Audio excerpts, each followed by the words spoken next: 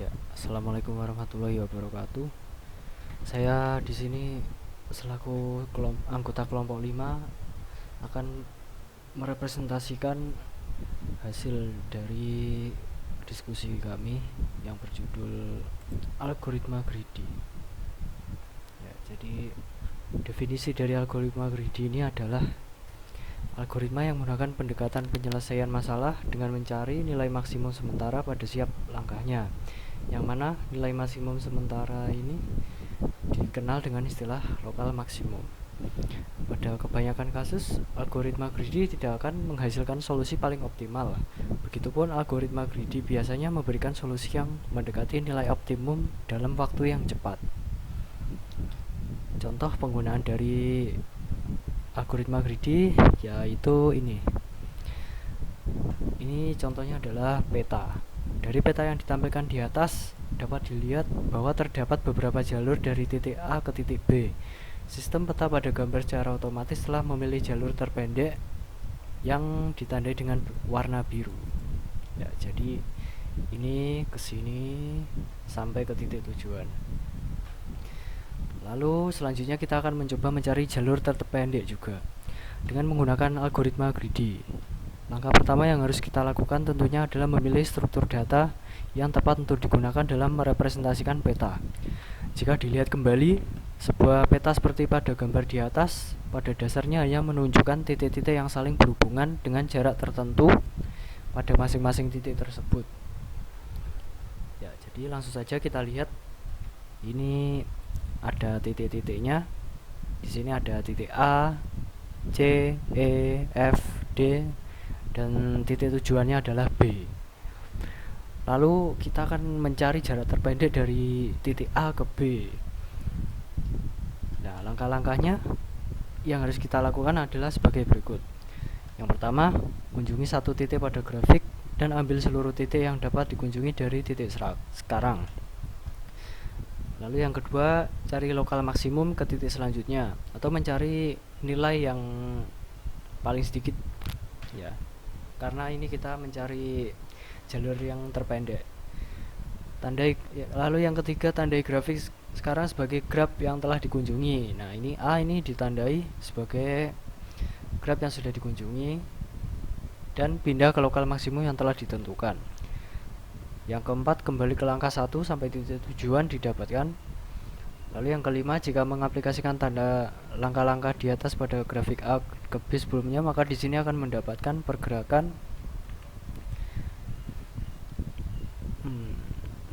sebagai berikut.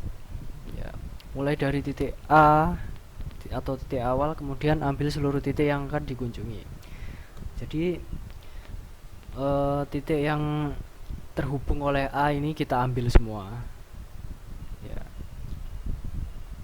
Langkah pertama greedy, lokal maksimum adalah ke D.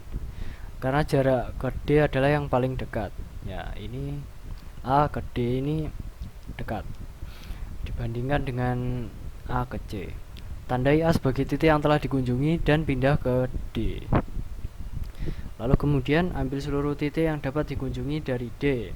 Nah, karena titik D ini hanya terhubung ke F, jadi hanya satu saja. Langkah kedua greedy, lokal maksimum adalah ke D dengan jarak 11. Lalu yang kedua, tandai C sebagai titik yang telah dikunjungi dan pindah ke D. Lokal maksimum adalah ke F dengan jarak 6. Tandai D sebagai titik yang telah dikunjungi dan pindah ke F.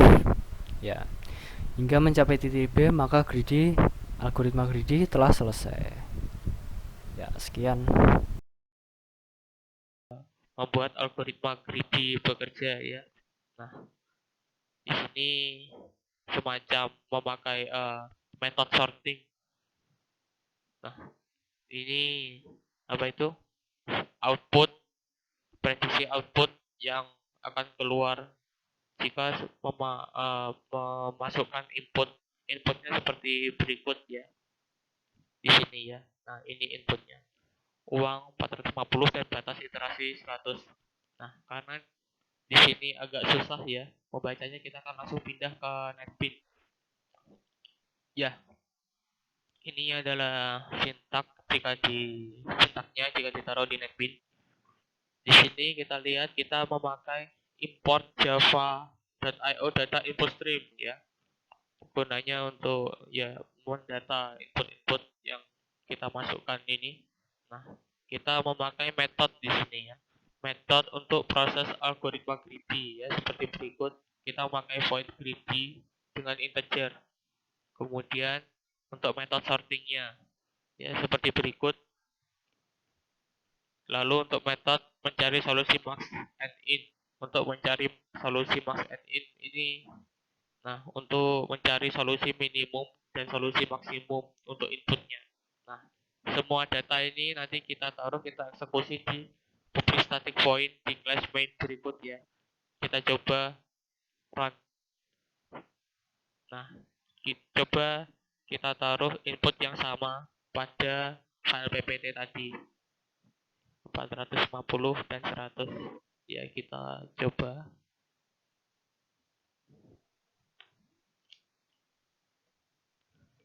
Nah, hasilnya berbeda ya karena cukup acak di sini, kebetulan sangat berbeda. Nah, ya beginilah cara proses kerja sintak implementasi pada Java. Terima kasih sudah mau mendengarkan. Mohon maaf jika ada kurangnya. Wassalamualaikum warahmatullahi wabarakatuh.